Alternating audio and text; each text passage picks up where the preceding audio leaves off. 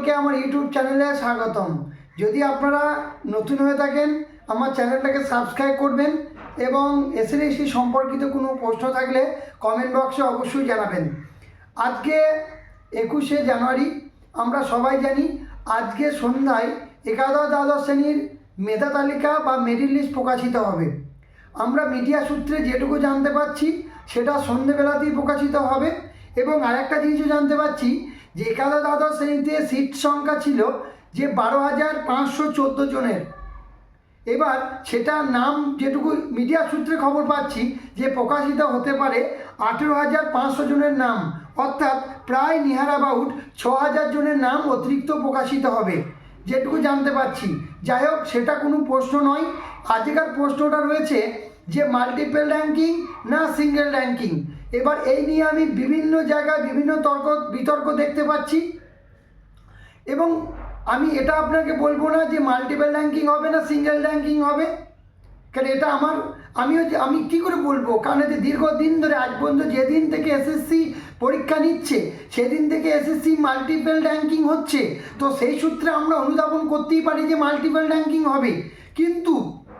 কিন্তু যে এই যে কম্বাইন কথাটা বলছে, কম্বাইন কিন্তু কথাটা 2016 সালের গ্যাজেটও ছিল, তারপরও কিন্তু মাল্টিপল র্যাঙ্কিং হয়েছিল।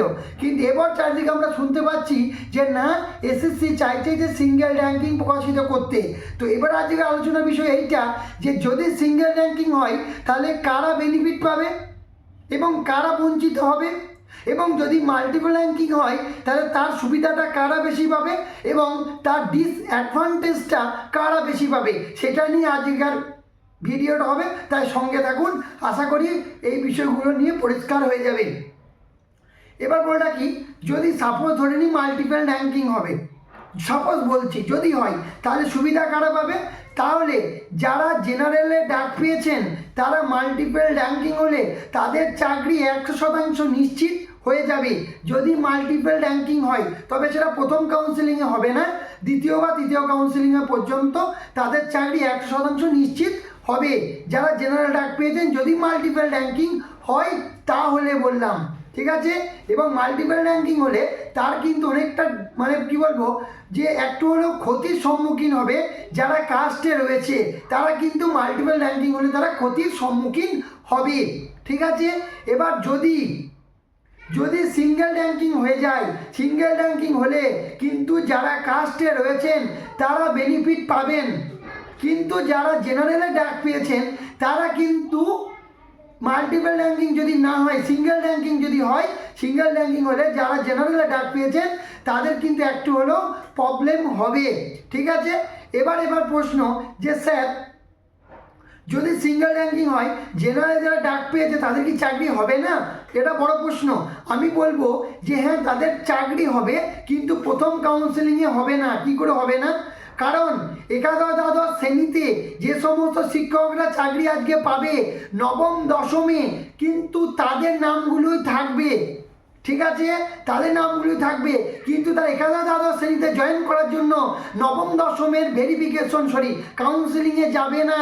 তখন কিন্তু একটা বড় ভ্যাকান্সি তৈরি হবে, বড় ভ্যাকান্সি একটা খালি হওয়ার জন্য দ্বিতীয় মেরিট লিস্ট প্রকাশিত হবে এবং দ্বিতীয় মেরিট লিস্টে জেনারেল থেকে যারা ডাক পেয়েছিলেন জেনারেল সিটে অবশ্যই তাদের নামই আসবে, কারণ যেহেতু টিচাররা সব বেশিরভাগই জেনারেল ক্যাটাগরিতেই ছিল। তা ঠিক আছে, সিঙ্গেল কাউন্সেলিং হলেও নবম দশমে জেনারেলদের চাকরি হবে, কিন্তু সেটা দ্বিতীয় কাউন্সেলিংয়ে হবে। এবং একাদশ দ্বাদশ শ্রেণীতে যেহেতু নতুনদের সুযোগটা নেই, সুতরাং তো নতুনদের তো এখানে আশা করাটাই হবে না, আশা করাটাই তো ভুল, ঠিক আছে। যাই হোক, তো সিঙ্গেল র্যাঙ্কিং যদি হয় তাহলে একটা জিনিস হবে, একটা সুবিধা হবে কি, যে বারবার কাউন্সেলিংটা সেটা কিন্তু হবে না, অর্থাৎ 2 বা 3টে কাউন্সেলিংয়ের মধ্যেই গোটা সিস্টেমটা কমপ্লিট হয়ে যাবে। কিন্তু মাল্টিপল র্যাঙ্কিং হলে প্রায় 7-8টা পর্যন্ত কাউন্সেলিং চলে যাবে। তো অত কাউন্সেলিং না করতে চাইলে এসএসসি হয়তো তার এতদিনকার চিরাচরিত যে রুলস, চিরাচরিত যে সিস্টেম সেটা ব্রেকডাউন করে সিঙ্গেল র্যাঙ্কিংয়ে প্রকাশিত করতে পারে। এবং আমাদের নজর অবশ্যই থাকবে সিঙ্গেল র্যাঙ্কিং করছে না মাল্টিপল র্যাঙ্কিং করছে। তবে একটা কথা বলে রাখবো যে যদি সিঙ্গেল র্যাঙ্কিং প্রকাশিত হয় এটা নিয়ে হাইকোর্টে কেস অবশ্যই হবেই হবে, কারণ এটা এসএসসি নিয়ম বিরুদ্ধ। এসএসসি নিয়মে কিন্তু এমন কোনো কথা নেই আজ পর্যন্ত, কিন্তু কোনোদিনও সিঙ্গেল র্যাঙ্কিং প্রকাশিত করেনি। যদি এটা হয়, এটা নিয়ে কেস 100% হবে হবে হবে। এবং আরেকটা আমার কাছে বড় প্রশ্ন, যদি সিঙ্গেল র্যাঙ্কিং প্রকাশিত হয়ে যায় তাহলে কী হবে? যারা জেনারেলে ডাক পেয়েছিলেন তারা জেনারেলি থাকবেন, এবং যারা কাস্টে ডাক পেয়েছেন তারা কাস্টই থাকবেন। এবার প্রশ্ন, যে প্রিয়া দাস বলে একটা ব্যক্তি যে ভালো নাম্বার পাওয়ার জন্য এসসি, কিন্তু ভালো নাম্বার পাওয়ার জন্য সে জেনারেলে ডাক পেয়েছে।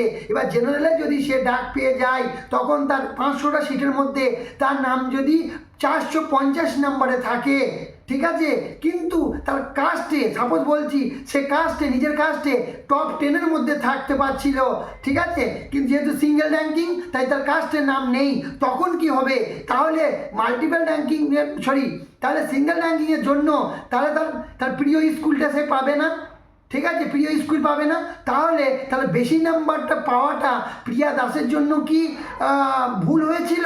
প্রিয়া দাস কি ভগবানের কাছে, আল্লাহর কাছে প্রার্থনা করছে যে ভগবান আমি বেশি নাম্বার কেন পেলাম, কেন বেশি নাম্বার পেয়ে জেনারেলে আমি ডাক পেলাম কাস্টে হয়েও, কেন আমি কম নাম্বার না পেয়ে, আমি যদি কম নাম্বার পেতাম তাহলে আমার নিজের কাস্টে ডাক পেতাম, তাহলে নিজের কাস্ট থেকে আমি স্কুল চয়েস করতে পারতাম। এটা একটা বড় প্রশ্ন। যাই হোক, মাল্টিপল, আবার বললাম, এক কথা বলে দিচ্ছি, মাল্টিপল র্যাঙ্কিং হলে জেনারেল থেকে যারা ডাক পেয়েছেন তাদের চাকরি 100% নিশ্চিত হবে। আর যদি সিঙ্গেল র্যাঙ্কিং হয় তাহলে কিন্তু কাস্টে যারা ডাক পেয়েছেন তারা পাবেন বেনিফিট। মাল্টিপল র্যাঙ্কিং হলে কিন্তু কাস্টে যারা রয়েছেন তাদের জন্য প্রবলেম হবে, এবং সিঙ্গেল র্যাঙ্কিং হলে কিন্তু জেনারেল থেকে যারা ডাক পেয়েছেন তাদের জন্য প্রবলেম হবে। তবে এর মানে এটা নয় যে নবম দশমের ক্ষেত্রে, কিন্তু এর মানে এটা নয় যে যারা সিঙ্গেল র্যাঙ্কিং পেয়েছেন মানে সিঙ্গেল র্যাঙ্কিং হলে জেনারেলে ডাক চাকরি হবে না, এর মানে এটা একদমই নয়। তবে আরেকটা কথা, যে জেনারেলরা রয়েছে, জেনারেলরা এমনিতেই সবার সাথে লড়াই করেছিল।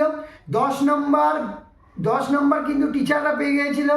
সেই টিচারদেরকে হারিয়ে টিচারদের সঙ্গে একটা আনইকুয়াল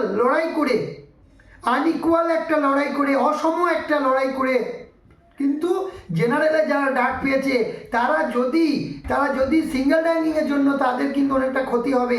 যদি এটা হয় আর কি, যে সিঙ্গেল র্যাঙ্কিং হয়, তাহলে অনেকজনই তখন জেনারেলে ডাক পাওয়ার পরও বঞ্চিত হবে। যাই হোক, তো এটা একটা এসএসসি, এই এসএসসিটা ইতিহাসের সব থেকে জঘন্যতম এসএসসি হবে, এবং ইতিহাস সব থেকে নোংরাতম এসএসসি হবে। কারণ একটা আনইকুয়াল একটা লড়াই করার পরও কিন্তু জেনারেলরা এবছর চাকরি পাবে না যদি সিঙ্গেল র্যাঙ্কিং হয়। অনেক ক্ষেত্রে এই ঘটনাটা ঘটবে। যাই হোক, তা আমাদের পুরো সিস্টেমটার উপর নজর থাকবে, কি হচ্ছে রাত্রি আজকে দেখা যাবে। সবার জন্য শুভকামনা রইল। তো একাদশ দ্বাদশ শ্রেণীতে নতুনদের ওটা সুযোগ নেই। যাই হোক, তো নবম দশমের জন্য আমরা কি ঘটবে না ঘটবে আজকে তার পূর্বাভাসটা অনেকটা পেয়ে যাবো। তাই সবার জন্য শুভকামনা রইল, সবার ভালো হোক, সবার মঙ্গল হোক, এইটাই চাইবো। যদি কোনো প্রশ্ন থাকে কমেন্ট বক্সে জানাবেন, উত্তর দেওয়ার চেষ্টা করবো। বাই।